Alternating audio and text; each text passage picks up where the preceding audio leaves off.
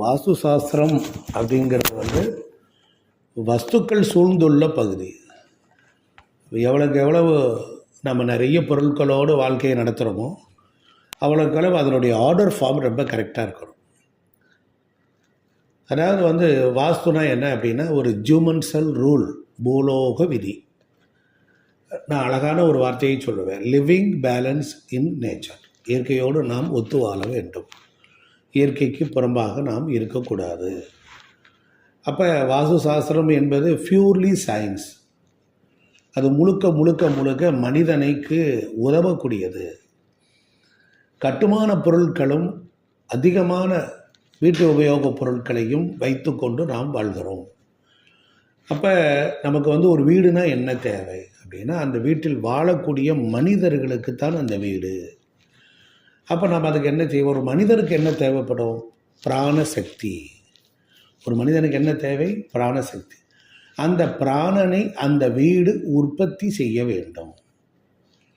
அப்போ பிராணன் இல்லை என்றால் மனிதர்களுக்கு உடல் ஆரோக்கிய குறைபாடு, எண்ணங்களில் மாற்றம், நடைமுறைகளில் மாற்றம், பழக்க வழக்கங்களில் மாற்றம், அவர்களுடைய செயல்களிலே தடை தாமதங்கள், தொய்வு, காரணமே இல்லாத ஒரு கவலை, உறவுகள் வகைகளில் ப்ராப்ளங்கள், இது எல்லாமே ஏற்படுவது எல்லாம் ஒரு தனி மனிதனுக்கு பிராணங் தட்டுப்பாட்டின் காரணமாக ருணம், ரிணம், பிரச்சனைகள், நோய் எதிரி, வம்பு வழக்கு, கடன்கள் வரும்.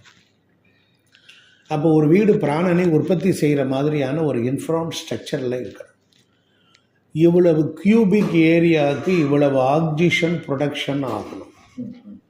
இவ்வளவு கியூபிக் ஏரியாவுக்கு இவ்வளவு ஆக்சிஜன் ப்ரொடக்ஷன் ஆகணும். இதுதான் வாஸ்து சாஸ்திரம். அப்போ பூமி லட்சக்கணக்கான கோடிக்கணக்கான ஆண்டுகளாக மில்கி வேல பால்மண்டல விதிகளில் போகுது. முதல்ல நமக்கு வாஸ்துவை கடைப்பிடிக்கிறவர்களுக்கு வாஸ்துவின் மூலம் இந்த ரூட்டு நமக்கு தெரியும். அப்போ பூமிக்கு எப்படி சக்தி வருகிறது? பூமி பால்மண்டல வீதிகளிலே ஒரு குறிப்பிட்ட டிகிரியில் அது சாய்ந்து கொண்டு அதனுடைய சுவாசத்தை நோக்கி போகிறது. அது சாய்ந்திருக்கு. ஏன் சாய்ந்திருக்கிறது? அதுக்கு ஒரு மூக்கு என்று நாம் இங்கே எடுத்துக்கொள்கிறோம். சில நேரங்களில் நம்ம வளர்ப்பு பிராணிகளில் நாயெல்லாம் பார்த்திங்கன்னா ஒரு இடத்துல படுக்காது. படுத்தவங்க இப்படி உட்காந்து சுற்றி வந்து படுத்துட்டு அது தன்னுடைய தலையை ஏதாவது ஒரு திசையை நோக்கி அப்படி வைத்து கொள்ளும்.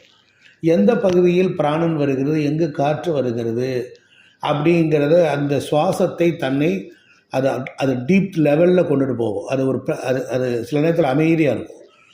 அது வந்து ஜென்ரேட் பண்ணுது தன்னுடைய பிராணனை அந்த இடத்திற்கு தக்கபடி தன்னை வைத்து கொண்டு தன் உடலை முழுமையான தியான நிலையில் ஆசுவசப்படுத்துது. ஒரு பிராணியிடமிருந்து நாம் கற்றுக்கொள்ள வேண்டிய பாடம் இதுதான். அப்போ அந்த பிராணன் அப்படி இருக்கும்.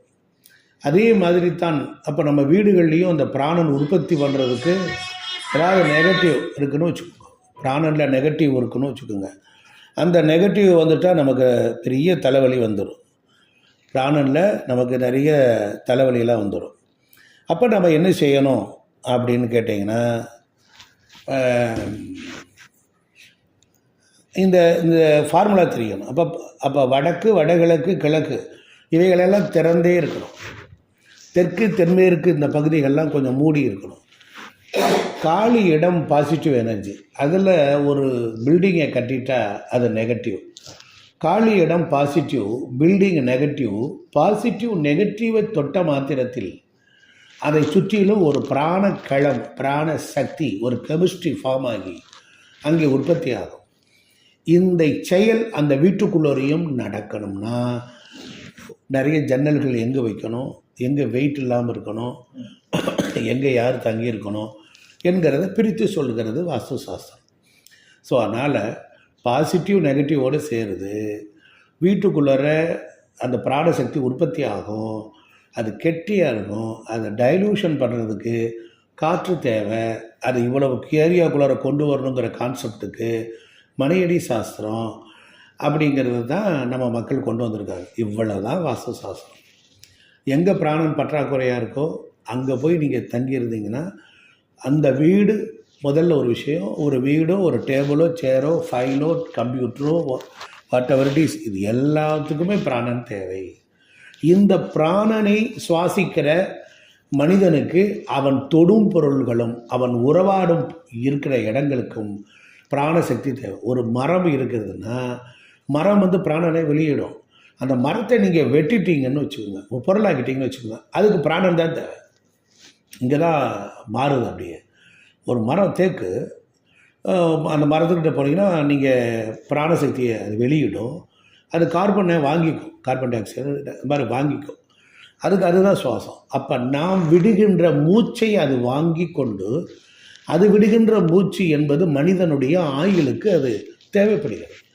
இதே இது ஒரு பொருளாக்கிட்டீங்க அப்படின்னா அது அப்படியே மாறிடும். அப்போ மனிதனுக்கு எதெல்லாம் டச்சு தெரப்பி, எதெல்லாம் தொடுகிறானோ அதற்கும் பிராணன் தேவை. அதுக்குள்ளே இருக்கிற மேலிகுலஸும் அதை அதான் விரும்புது. அப்போ என்ன செய்யும் அப்படின்னா, ஒரு வீடு பிராணனை நிறைய உற்பத்தி பண்ணி அந்த வீடே முதல்ல சாப்பிடும். அந்த வீடே அந்த பிராணனை சாப்பிடும். கட்டில், டேபிள், சேரு எல்லா பொருள்களுக்கும் பிராணன் சாப்பிட்ட பிறகு எஞ்சி உள்ளதைத்தான் நமக்கு தரும். அந்த அறையில் பிரவேசிக்கக்கூடிய நாம் அந்த பிராணனை சுவாசித்து கொண்டு சுகமாக வாழ்வோம். இவ்வளோதான் சார். சோசியல்